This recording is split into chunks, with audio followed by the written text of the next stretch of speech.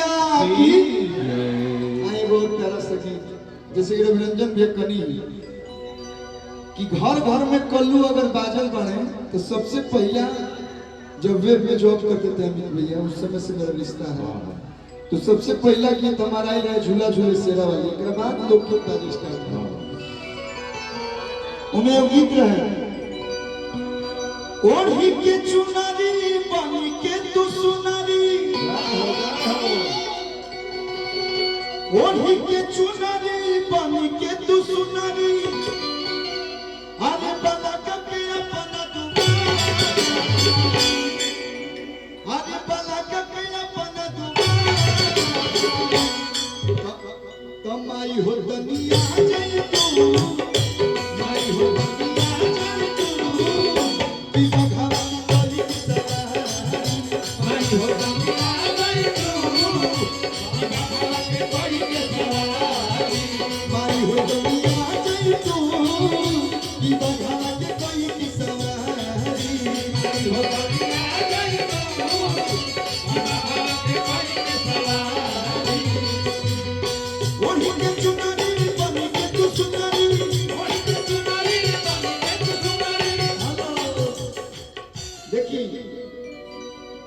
भजन होके चाहे जागरण होके सबसे ज्यादा सहयोग सबसे ज्यादा हिस्सा हमार माई बहन चाची भाभी लोग ले रहा ये जो देखो के मिला था हर लोग के मेहरारू के मर्द लोग तो भाई बिजी रहले काम में सुबेरे नाम जप लिहल बहुत हुआ लेकिन हमार माई बहन चाची जितना उपस्थित बन लोग आ ताली में इतना कमी होता हमारा ठीक नहीं खेला जब हम गाई तो दोनों हाथ उठा के हमारे नाम पे ना माई के नाम पे ताली बजाओगे दोनों हाथ उठा के आप लोग हाँ अरे ओढ़ी के चुनरी बन के तू सुनरी ओढ़ी के चुनरी बन के तू सुनरी ओढ़ी के चुनरी बन के तू सुनरी चला के अपना दुआनी ताली बजे लोग तो हमरो एनर्जी आइल हमरो अच्छा लगता तो माई के दरबार में गावल नाचल ये महाराज भोले बाबा न चले हमें नाचा चले ना अभी तो नसी है तो मन करता कि तनी मनी भोजपुरी में हल्का फुल्का हमरा डांस करे वाला हल्का फुल्का डांस करी तनी कस के बोल लो करी जी हां ई भइल देखिए यही गीतिया पे हमनी भोजपुरी में कैसे डांस हुई भैया तम आई हो तनी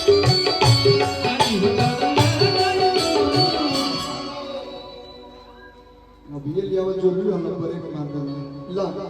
हम पहला जो पैसा मिलेला काला नो की टीवार खाती या कोनो बुजुर्ग आदमी होके ओकरा के चढ़ा दिया जाला नहीं तो जौन दिन पैसा ना देना हमारा रात में सपना में आवे लगे मेरा पैसा दो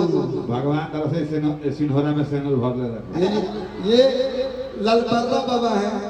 जो पतों का नाम अपने मुंह से लेते हैं शर्म नहीं आता है साधारण पतो नहीं ना भाई ए भैया तम आई हो तनी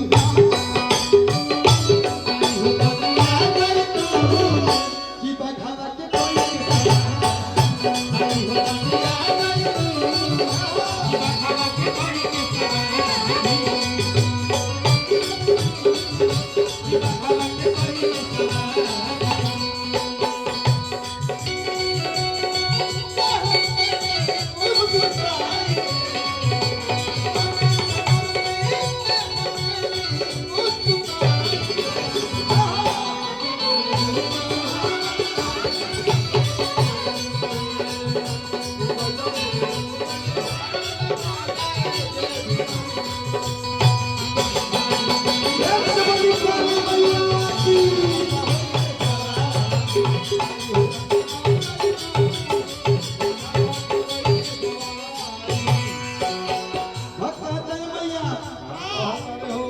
भला ही बानी हमारी राधानी हो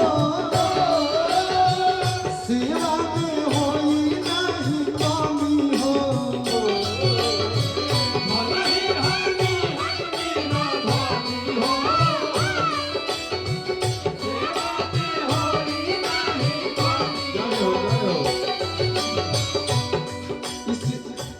इस गीत के कंपोजर को ये मेरा प्यारे से भला ही बानी हमारी राधानी हो सेवा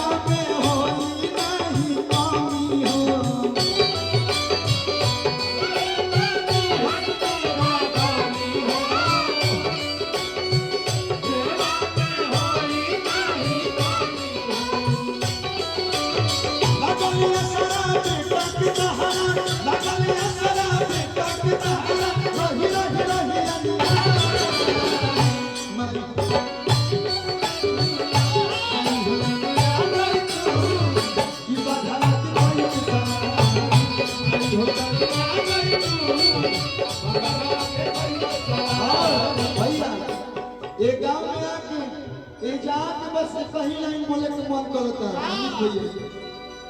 माई के धमावा देख के ऐसन मनवा मोर कोरे होला माई के धमावा देख के ऐसन मनवा मोर कोरे होला माई के धमावा देख के ऐसन मनवा मोर कोरे होला रही जैती हम एही नगर रही जैती हम एही नगर जैती ना अपना घर होला रही जैती हम एही नगर जैती ना अपना घर होला रही जैती हम एही नगर हो दुनिया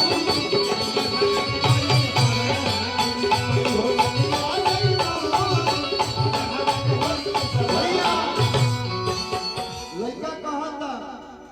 कि खुशबानी आज घरे अइबू बघावा पल भुआनी घूमइबू कहता लड़का कि माई हमारा घरे आई है सत्य प्रकाश भैया इतना आस्था से इतना प्रेम से बुलावत है तो माई अइबे न करे हाँ ये तो पूरा लभुआनी ना जीरो माइल आरा होते हुए बक्सर हिरौली तक चल जाए बनारस पूरा हर जगह माई बाग से घूमे हिरौली होते जी हिरौली में जा सकली माई अहिल्या विजय बाड़ी हां भाई अरे खुशबानी आज घरे अइबू बघावा पल भुआनी घूमइबू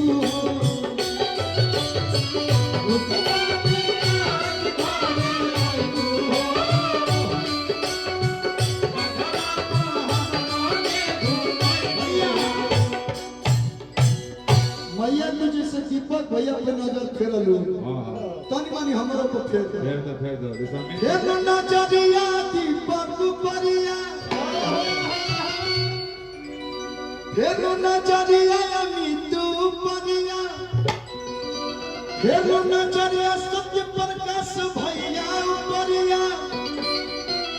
ते तू कलुआ के जिंदगी सवार जान जे चाची कि केहू गलतियों से हमार नाम ना जाने कि हमार नाम अरविंदो हो या अरविंद चौबे हो अरविंद चौबे हम जानते हैं तू बोलबे से पहले हम बता दें हां भाई जाना दे कलाकार की कोई जात होती है जी हम अरविंद अकेला लगाते तो अरविंद को तो चौबे उधर से बोलते अरे भाई हम सभी लोग अपन सावरी जानते हैं हाँ। चलो लिख देते हैं एक दो कथा तारा फिर ना चलिया अरे सत्य प्रकाश भैया उपरिया तो तू कलुआ के जिंदगी सवार जहाँ जाए ना लोग कहले कलुआ आइल बा कलुआ आइल बा कलुआ में जो प्रेम है वो और किसी नाम में नहीं है अरविंद में लगता है कि कोई मुंबई से सिंगर आया होगा लेकिन हाँ अगर गाँव से ज्यादा यही में मेहनत पड़ा था हां ये कंपोजर साहब है अरे किते तू कलुआ के जिंदगी सवार वैसे भी अगर देखल जाओ तो जिंदगी माई सवारी दे बड़ी सही बात है अच्छा एक इंसान के का चाहिए नॉर्मल आदमी के जो उम्र में हम सोचले ना रहे तो उम्र में वो लोग माइक पकड़ा देने लोग गायक बना देने लोग समय भइल त बाबू माई बियाह शादी करा देले लड़को हो गई इना इना कहवा बियाह हुई त लड़का होबे करी तो यो को सारा बात जागरण आदा मामू तो माइये के बेटा न है के बाबू कहीं ठीक बार वो लोग के आशीर्वाद से भगवान को तो फिर दूसरा साल का फिर एगो हो जाई देखिए अच्छा मतलब आदमी कामो धाम करी खाली भारत सरकार के अनुसार हम दो हमारे दो कम से कम चाहिए नहीं हम तो चाहते हैं कि हम तो हमारे 20 हो जाए हो जाएगा काहे खातिर क्रम में कमी कर लेकिन सब भगवान के